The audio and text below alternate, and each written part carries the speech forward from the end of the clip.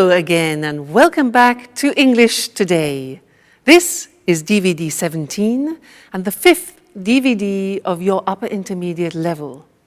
And in this DVD, we'll begin with another 2 episodes of our story, That's Life, followed by our special TV programs, where our culinary experts will be talking about how to set the table.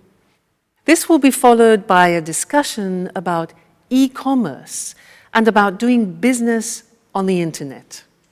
Then, in the grammar section, we'll study how to position adjectives in the English sentence and also look at some of the main differences between American and British English, all right?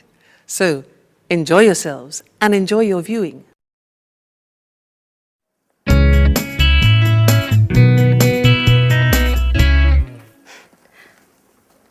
I knew it. It couldn't have been different. Watch out! Oh, God. Did you hurt yourself? Oh, no. You should watch where you're going. Oh, no. Oh, no. I'm used to walking into things. You know, I'm a bit absent-minded. When I was a kid, I was always falling over. I was always covered in bruises. But, oh, excuse me now. The first full moon of the summer. Just wonderful. Hey, what's the full moon got to do with anything? No, nothing. Come on, please. Tell me what you're reading. It's just a beautiful love story full of passion. It's a love story between a young lady of the nobility and a farmer. The girl's father wants her to marry a lord and is against the relationship. So he arranges to have the young farmer kidnapped and locked away in a secret room to die of hunger and thirst. What a sad story. Isn't it rather depressing? Well, wait a minute. I haven't finished. The kidnapping happened on the first full moon of the summer. Just a moment before, the 2 lovers had arranged to meet. Legend says that every year on that night, the young girls return to look for her lover. Do you see? What should I see? It's a legend. Don't tell me I should believe in such a stupid thing. Well, on the contrary, I think you should. This is the interesting part. This love story took place here, in this house. And tonight, there's the first full moon of the summer. Oh, this is so exciting. I know this holiday would bring some pleasant surprises. You must be mad. And by the way, where on earth did you find this book? Well, up in the Arctic. It must have been written by one of Paolo's ancestors. If I'd known that room contained some treasures like this book, I'd lock myself in there for the whole holiday. You shouldn't go nosing around everywhere, Michelle. Well, then you should leave me alone then. I'm going to get the others together now, and we'll devise a plan for tonight so we can look for the young girl's ghost.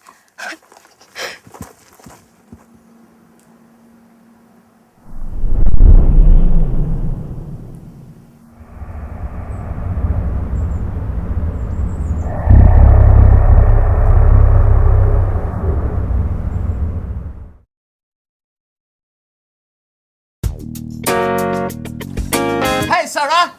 Like a flip?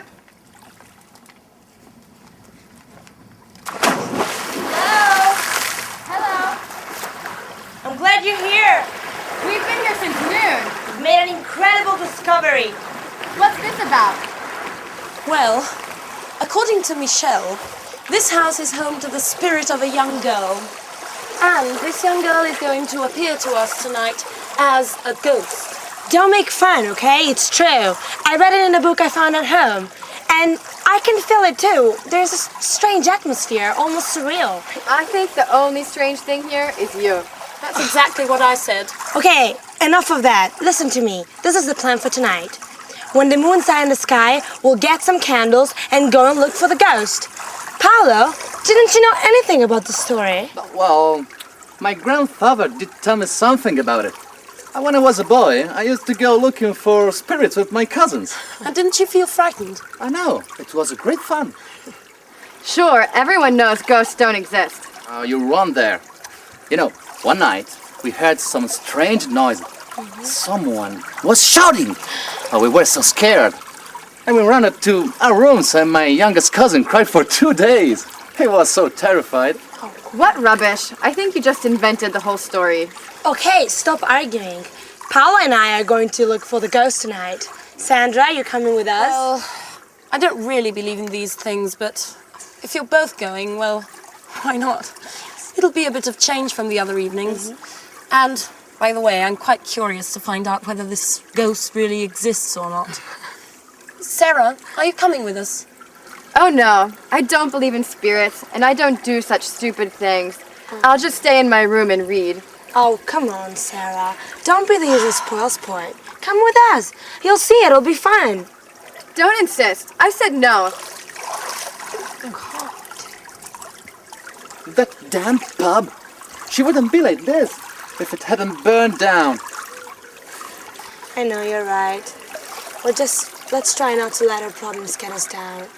Sandra, can you call Mike and Anne? And we'll tell them what's the plan for tonight. Okay. Ghost hunting under a full moon, yeah.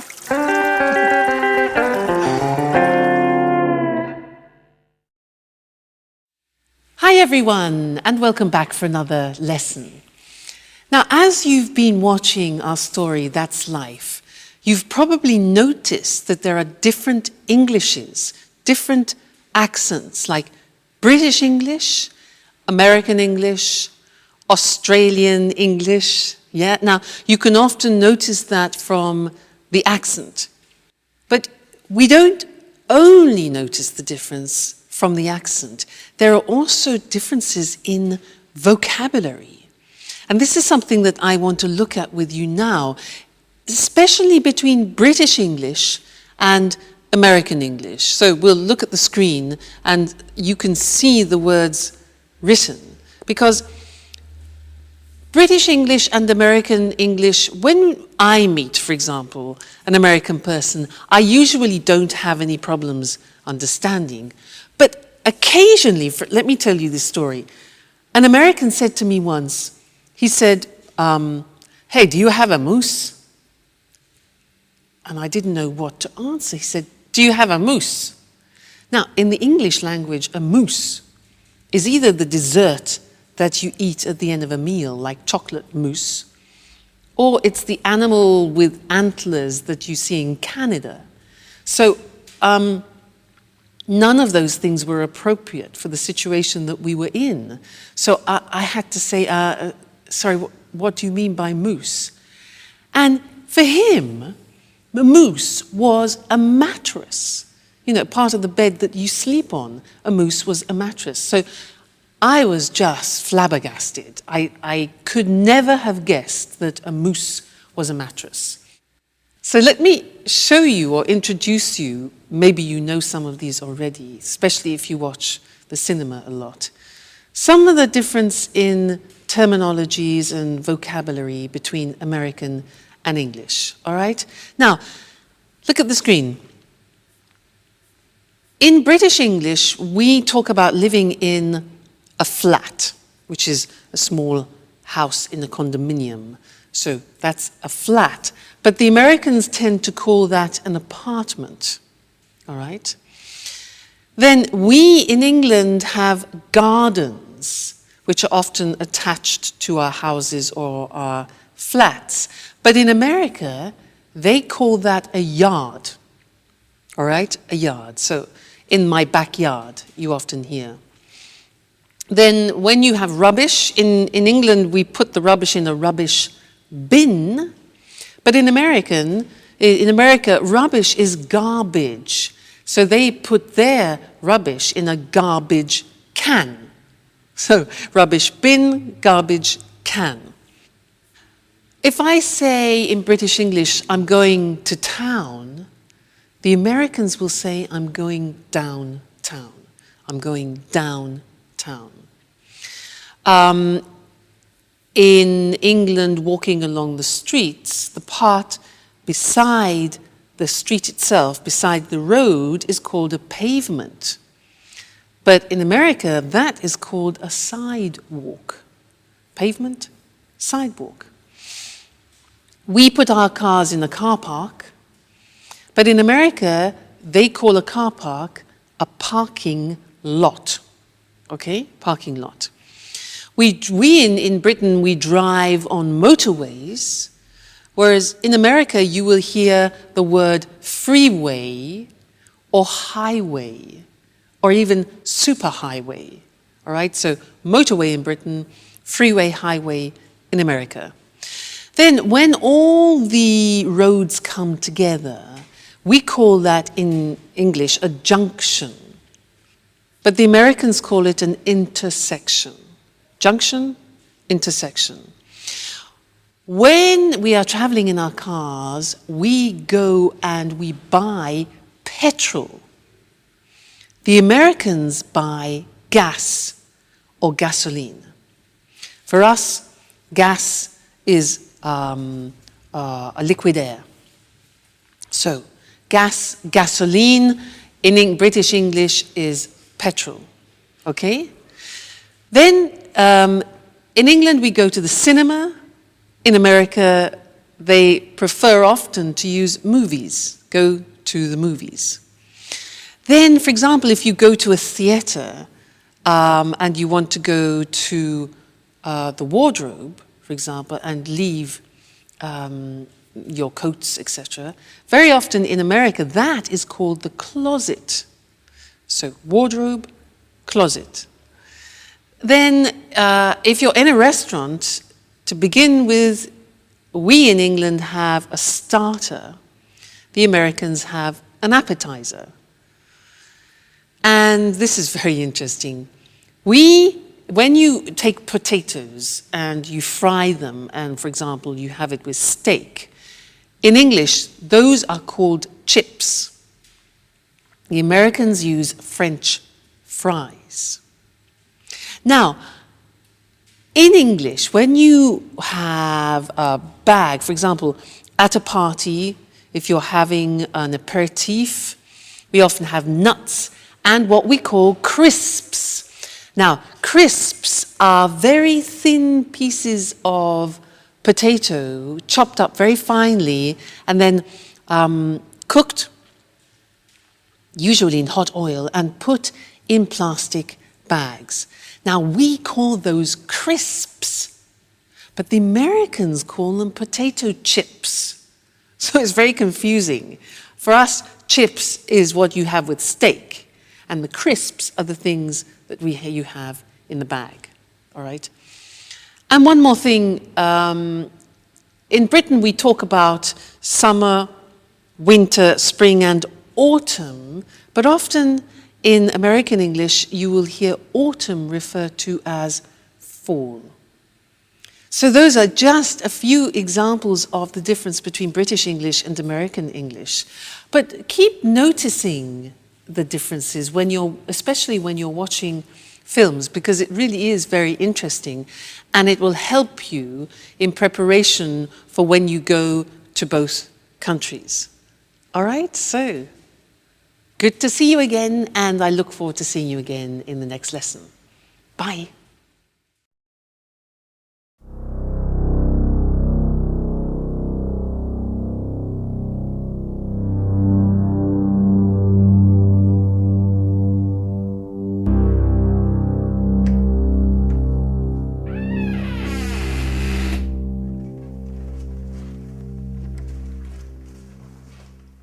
So, this is the abandonment? Yeah? Oh, I should never have got involved in this charade. I still can't believe you persuaded me to come along. Oh, come on, Anne. You'll have fun. You won't regret. Can anyone tell me exactly what it is we're looking for? Mike, do you ever listen when people talk to you? We're looking for the ghost of a young girl. Legend says that when the full moon's high in the sky, she returns here to look for a young lover. She walks up and down the secret spot where she used to meet him. And where is the secret spot? Well, we don't know, but Paolo told me that last year he'd heard strange sounds coming from this house. We can start from here. Where here? How can we possibly if we can't see anything in the dark? Don't worry. I know this place very well. Okay, silent. Otherwise, we're not gonna hear anything.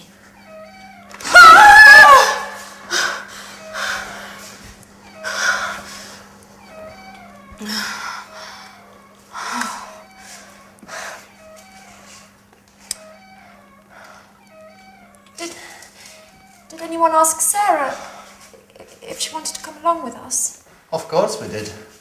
She isn't interested. She doesn't believe in ghosts! Well, you still should have insisted. It's not nice to leave her all by herself at night. Okay, can we please start searching again?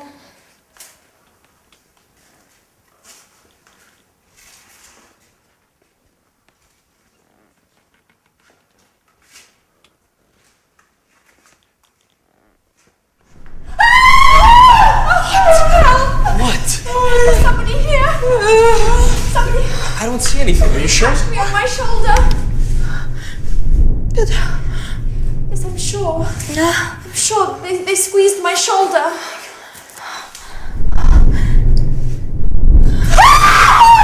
It's me!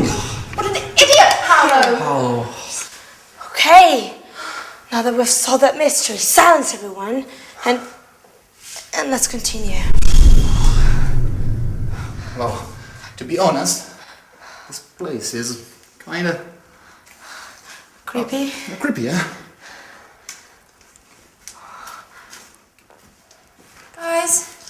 Guys, wait for us! Please.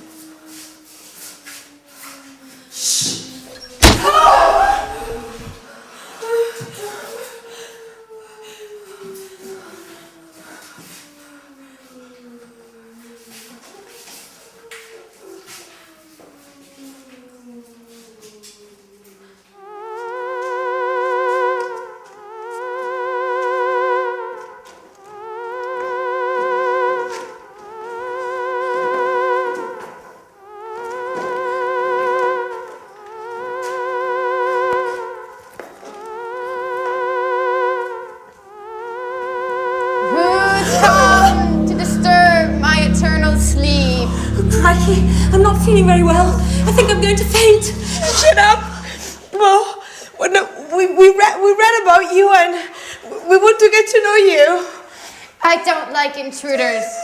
Do you know what happens to the people who cross my path? What happens? A horrible death. You must choose between being burnt alive or being eaten by wolves. Oh my God. Listen, Miss Lady Ghost. I think there must be some misunderstanding here. We're all going to leave now and let you look for your lover in peace and quiet. Right, everyone? Don't move an inch. It's too late. Your fate has been decided. I beg you, please don't kill us. I didn't even want to come. They forced me to come with them. Be quiet! Now, all of you, close your eyes and put your hands up in the air. And now...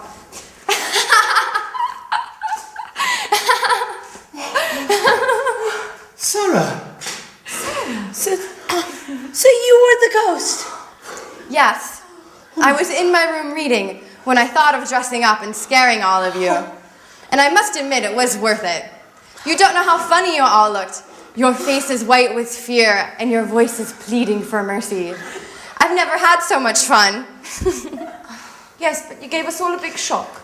Yes. But if it made the old Sarah come back, then long live ghosts!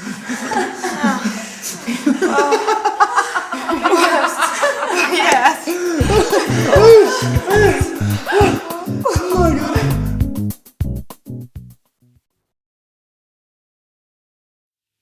Do you believe in ghosts? I do. You know, once when I was teaching in England, I was in a mansion, a beautiful old house in the country. And they told me that every day in one of the rooms in a mansion, there was a breeze which passed through the room every afternoon at 4 o'clock. And they said it was a friendly ghost, a she, a woman, who haunted the house every day she passed through the room at 4 o'clock on the dot. I believe in ghosts. They're all in Scotland and Britain, I think, in general. Now, I want to do something with you in this lesson related to English adjectives. If you look at this bag, if you want to describe this bag, you could say it's big, you could say it's brown, it's useful, it's casual. So these are a few adjectives which you could use to describe the bag. Now, the problem is if you want to use more than 1 or 2 adjectives before the noun, how do you order them? Do you say it's a big, casual, useful brown bag, or it's a brown, big, casual, useful bag? That's the problem. Well, in English, there is an order, a specific order, which we're now going to look at on the screen together, so that you can decide every time you're using adjectives what order to put them in. Let's take the bag.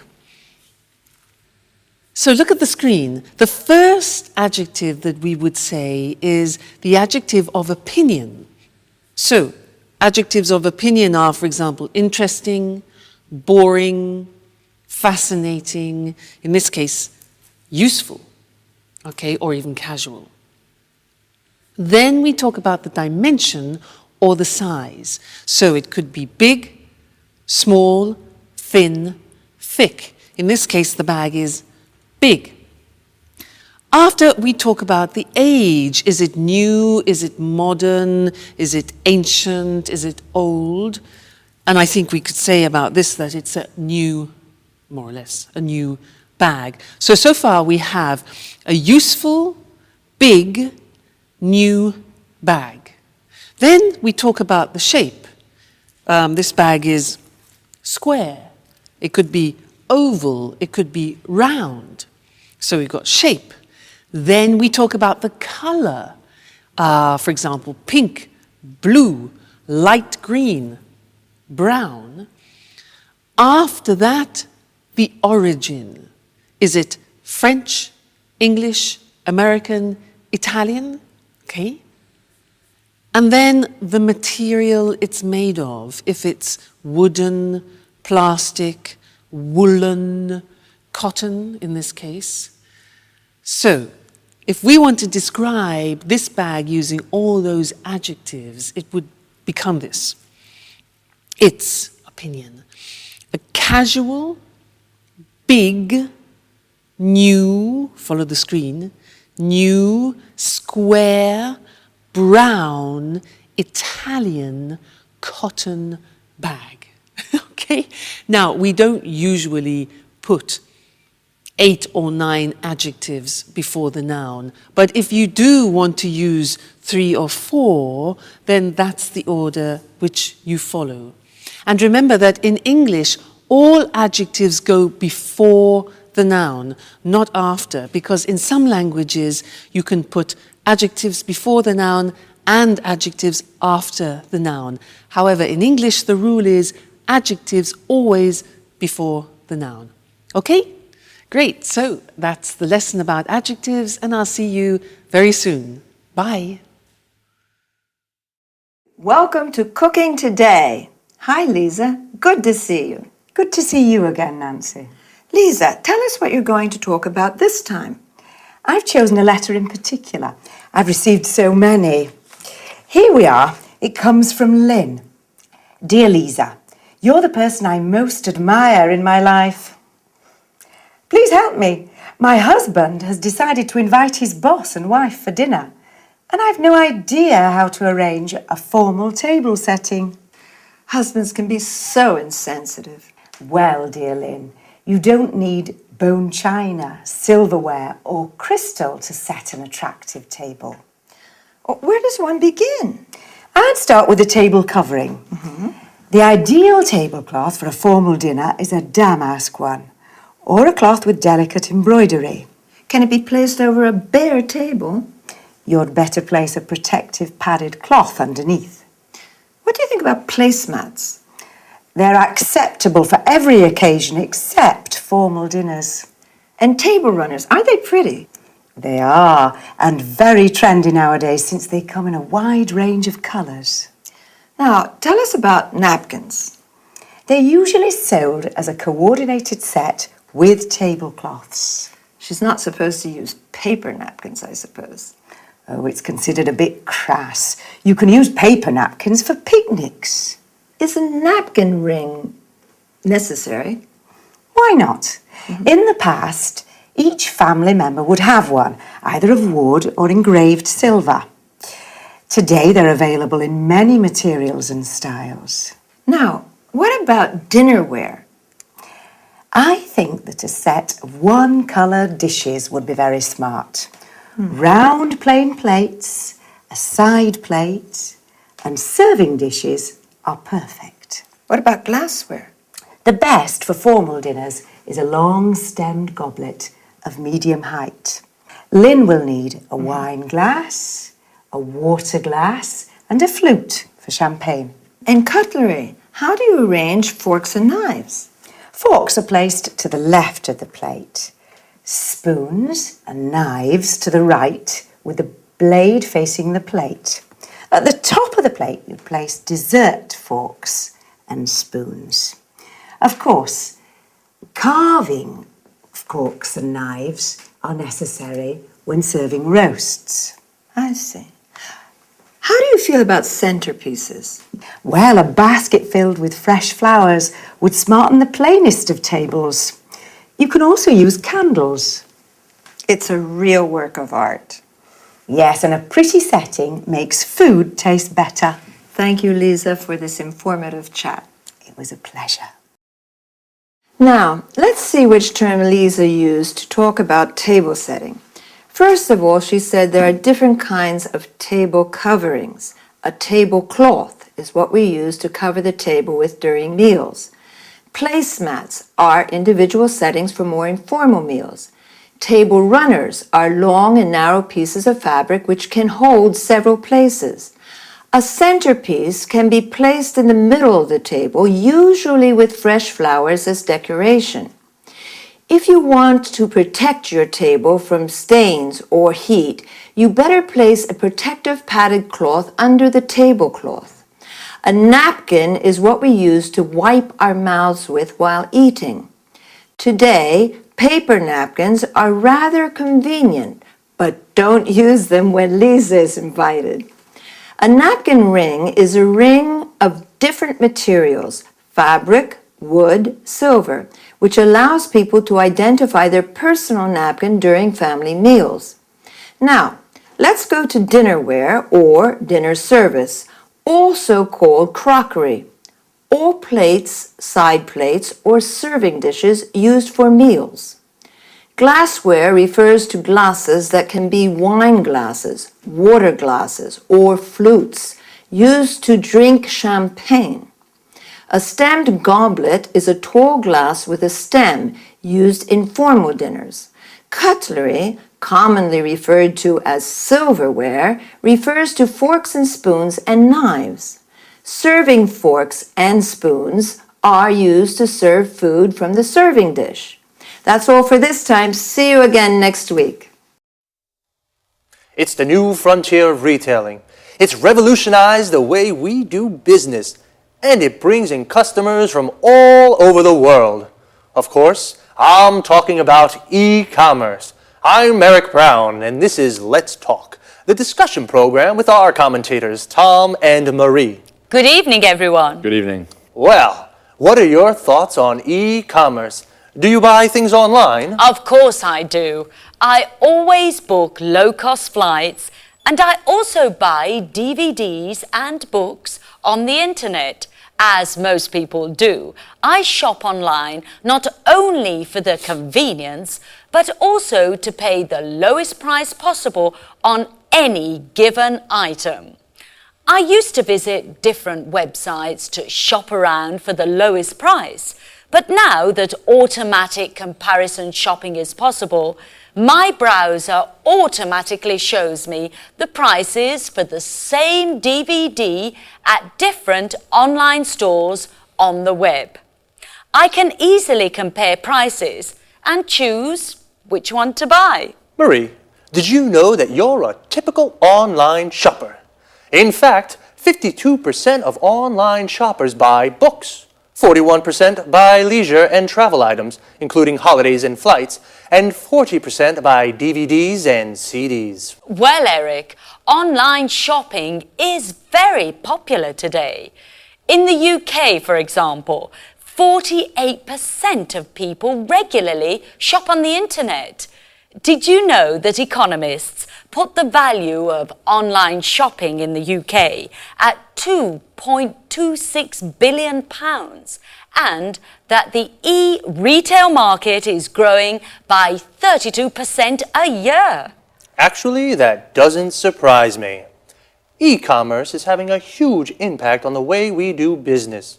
It's increasing markets, improving efficiency and effectiveness, and is transforming business processes. Tom, why are you so quiet? What do you think about e-commerce? Well, to tell you the truth, I'm very skeptical about e-commerce for many reasons. Why exactly are you skeptical? Well, let's start with the issue of security. Credit card details can be stolen, and it's possible to order goods from bogus companies, ones that don't really exist. There are also lots of scams to trick people into handing over their login details for online banking, and then their accounts are emptied. So, according to you, buying things online is risky. Yes. Also, you can't be sure you'll get the goods you ordered, and if there's something wrong with them, who pays for the goods to be returned? You do. Tom, I agree with you, but up to a certain point. There are some problems with e-commerce, but these problems aren't stopping people from spending more and more online. At the same time, e-commerce has many advantages for business people. Could you explain some of these advantages, Marie? Well, it's cheaper for a retailer to set up a website than it is to rent a shop, fit it out, and pay someone to work there. Besides, a website has global reach, so customers can come from all over the world. Okay, an interesting discussion. But I'm afraid, yet again, we've run out of time. Once again, I'd like to thank our commentators. Thank you. Thank you. And goodbye to everyone. And see you again next week for another edition of Let's Talk. The topic today was e-commerce, electronic buying and selling. More specifically, we spoke about e-retailing and online shopping. Retailing is the selling of goods directly to consumers. Consumers are the people who buy goods. Online means with the internet. So, online shopping is buying things on the internet. The e-retail market, that is the selling of goods online, is growing.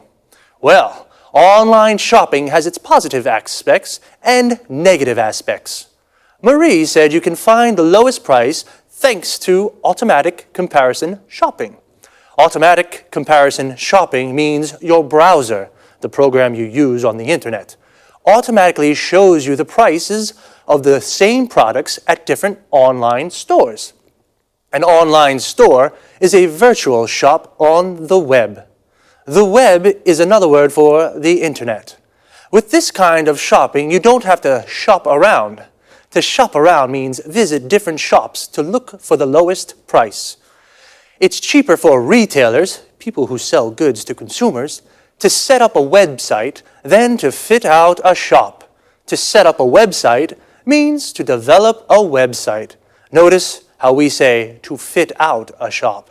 This means to make a shop ready for use. For example, add shelves, lights, mirrors.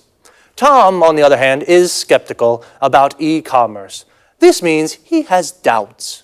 He says online shopping is a risk.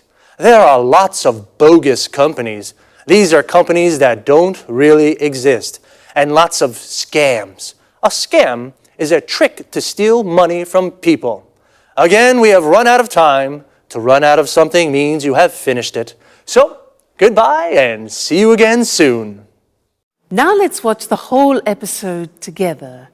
Watch the subtitles carefully because the language points that we studied together are highlighted. All right?